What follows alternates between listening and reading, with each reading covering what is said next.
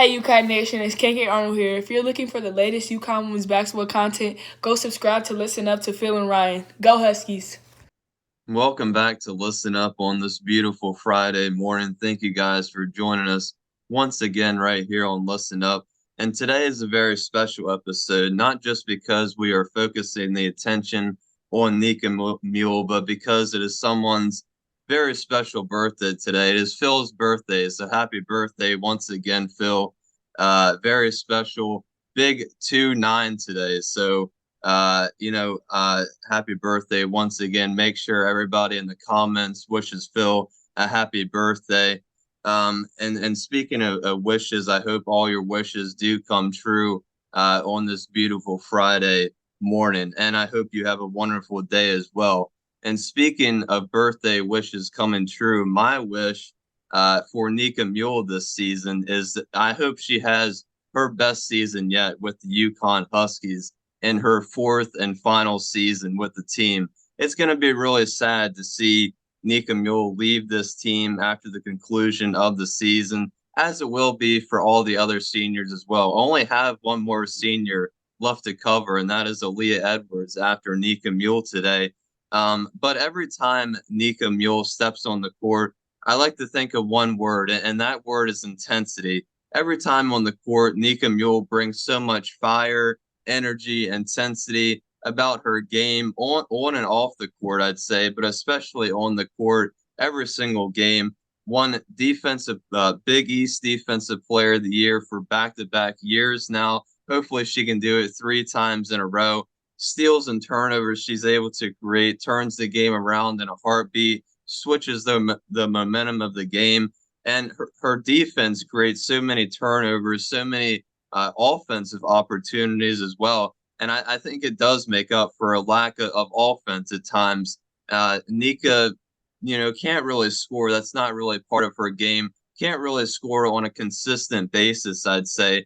But even though she can't really score on a consistent level, her passing ability on offense is really, really fun to watch.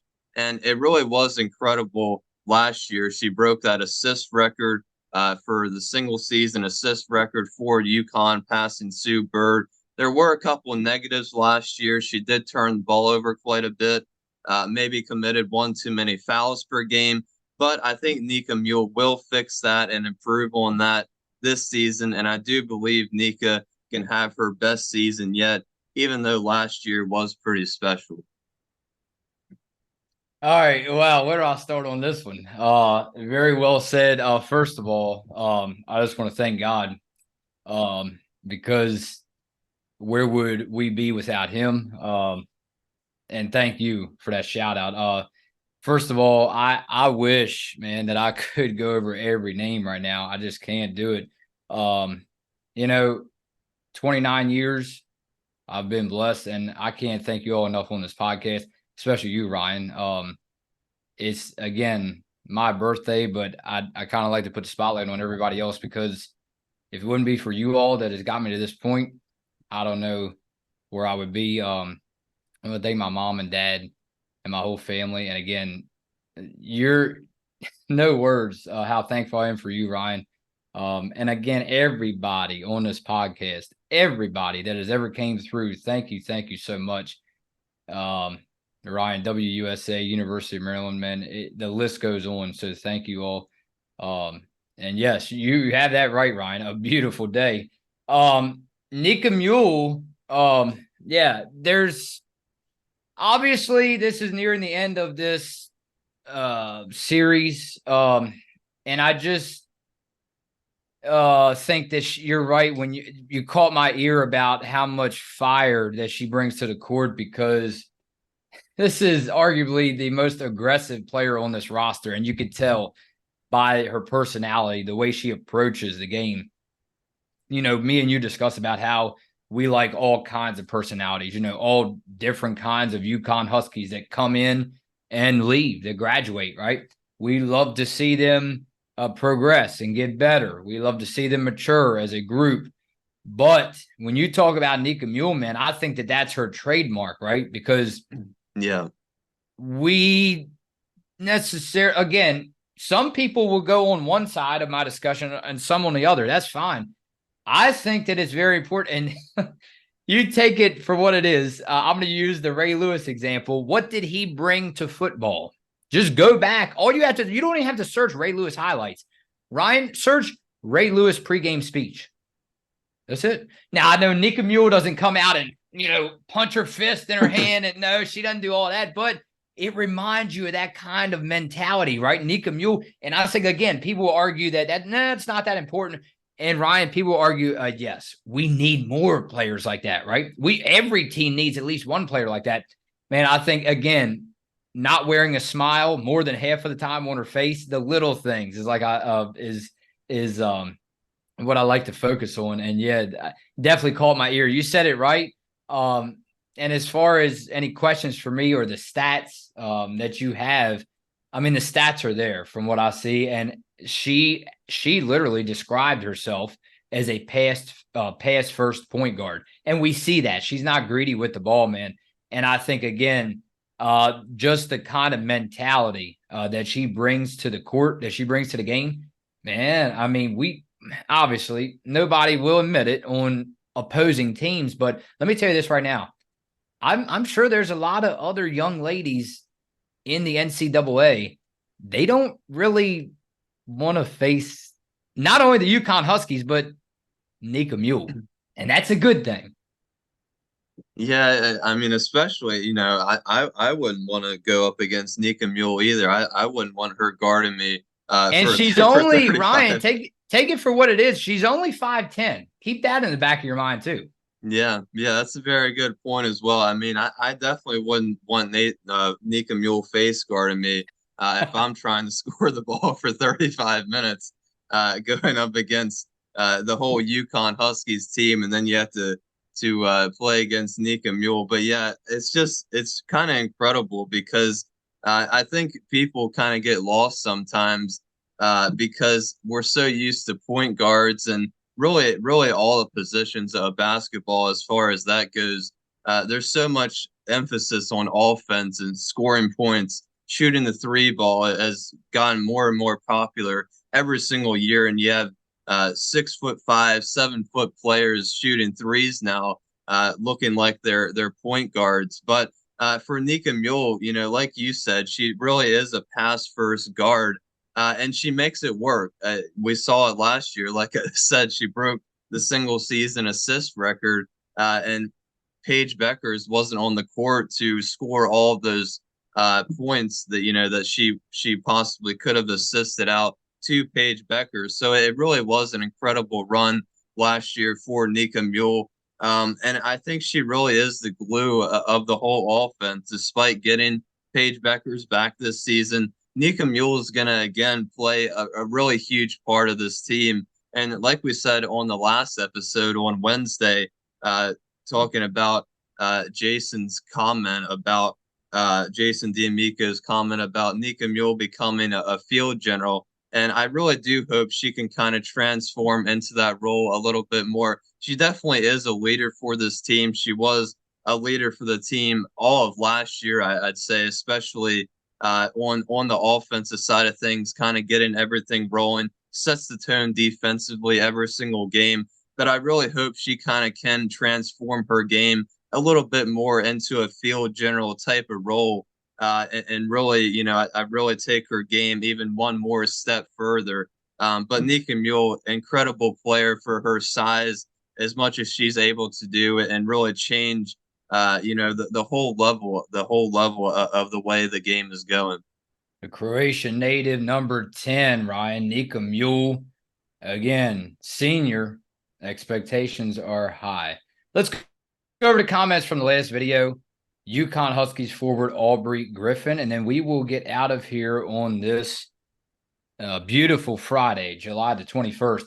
Here is a name that we have not seen, Ryan, for a long, long time, and we are definitely glad to have her back on the podcast. Marcia Clark. I just now saw that she came through one day ago. I know it makes all of us smile. She goes, here's to another amazing season for Aubrey G. She kept us going through a lot of the tough games this past season. I also think it was really beneficial for our injured players to see how well Aubrey played after coming back from a major surgery. It probably gave players like Paige and Ice a lot of confidence for this season. I have no doubt Aubrey will be more than ready to step up again, whether it's starting or coming off the bench. Also, Ryan, I'm not sure what you do for work, but you would be a wonderful social worker. Your conflict management resolution skills are fantastic. Ryan, again, that comes from Marcia Clark. Yeah, well, thank you. I definitely appreciate that. There you go. I don't know about that, but I mean, it Oh, might my. be Are you worth a sure you try. don't need the tissue box? I can see a little bit rolling down your face there. No, I'm just kidding. But yeah, I mean, I never really thought of the injuries in that way. I guess that if there's any positive to all these injuries that we've seen, maybe all the players can kind of come together and talk it over and really talk about just the rehab process and just how to overcome all these obstacles when it comes to recovering and healing from all these injuries. So I guess, you know, that there is one positive that does come out of all these injuries. And like we keep saying, hopefully all of the players, including Aubrey Griffin, can continue to recover. Obviously, Aubrey had a great season last year, coming off of all those injuries, and especially the back injury. So hopefully the back injury continues to not stay a problem, and hopefully Aubrey can have, like Marcia said, another great season with UConn. Paul goes, instead of all the comments on how good players are, starting five, who is going to get minutes? Will the team stay healthy? Let me throw this out there. What if Nika, Edwards, and Aubrey decide to come back for 24 to 25? What do you all think the fallout will be as far as players entering the portal? Paige, I believe, actually has 2 years of eligibility. Final chapter of this team since COVID and injuries may be a year or more away. And also, in my opinion, when Paige, Nika, Edwards, Aubrey, Caroline, AZ, Amari, and Patterson are gone, it may be a good time for Gino to say goodbye. Oh, wow. Well, you're not going to believe this, Ryan, but before I even read that last part, I know a lot of, obviously, diehard UConn fans, you know, you and I don't even want to think about it. Is this a point where we're seeing the the time ticking, the clock ticking, Ryan? Like, this is, we never, even in the near future, thought we would use that R word, rebuild, but is this the peak that we're seeing right now? I mean, we don't want to think about it, but oh boy, that's a big discussion for you, Ryan. I mean, is this peak time? And after this, does it fall out? Yeah, it's really tough to say, and it's I think it's impossible to kind of predict when Gino is going to step away. But you know, it does pose the question, and there is probably a lot of discussion because mainly because of the drought that UConn's been on, not winning a title, and especially last year after their Final Four streak got Yeah. broken, disappointingly going out in the Sweet 16 game. So you know, maybe after the Paige Beckers era, maybe after, like they just said, after all these players that he coached, you know, go into their senior year and leave for the WNBA or move on to further their career somewhere else. You know, maybe, but it's so hard to tell. Gino's been here for so many years already. I think it's impossible to predict when he's going to step away, but unfortunately, you know, as the years pass now and keep on passing, I think the question continues to loom a little bit larger each year. How about a new name that we haven't seen a lot, and we appreciate this man for coming through, Telly Lott. He goes, wow, Phil, she scored 1 point. No duh. It had to be a free throw. Laugh out loud. Yeah, I know. After that podcast, after recording that Telly Lott, I was like, yeah, you know, the more I think about it, it almost had to be, Ryan. It's not much else that could have happened there. So yeah, I wish you could have went back and edited that out, but hey, too late now. And then he goes, you guys are confusing being an offensive scorer and a floor general leader. AZ is what she is. Nika is the leader, floor general of this team, period. All right, so today, Ryan, is Nika Day. Paige is the best player, period. who has the floor general makeup as well, but AZ is an offensive assassin who is not a rah-rah type of leader. Let's stop putting undue pressure on her. Yeah, that is a very good point because I think everybody plays such a crucial role at UConn, and I think as the season goes along, or maybe possibly even during the off season, I think a lot of the players better understand what their role is. And I think for AZ, I think her first 2 years here at UConn have really been focused on her scoring, her ability to score has been such a great asset to the team. And as we've come to learn, she has one of the best shooting motions the college women's game has probably ever seen. So I think definitely they're right about that. I don't think AZ needs to be a leader by any means, but I think the question does arise after these three seniors leave after this season. If Paige Beckers comes back another year, but even if Paige does stay, AZ and Caroline would be in their senior years. Perhaps they become, more of a leader then. But I think it is a very good point. I think AZ for now just needs to continue what she's been doing, and that is scoring the ball, continue to put up those 3-point shots, and just continue to become kind of a pest and a very hard player to guard for the opposing teams. Let's go over to Jason D'Amico to cap it off today. Again, if healthy, Aubrey has the potential to take over any game at any time, but she needs to find her confidence to do it. In the past, Aubrey would have shining moments of brilliance and then lose it when she doubts herself. Let's hope she gets past the doubt and can live up to her potential. Side note, just watched a video of Yana Al-Alfi. Jana, Ryan? Excuse me, I know we were corrected 100 times. Jana. Yeah. Jana Al-Alfi highlights. Holy crap, he says. That's all I'm going to say. Peace. We don't want to keep ignoring that because we had a lot of updates from several people, Ryan. We have to catch the highlights still. Supposedly Al-Alfi. Oh, my goodness.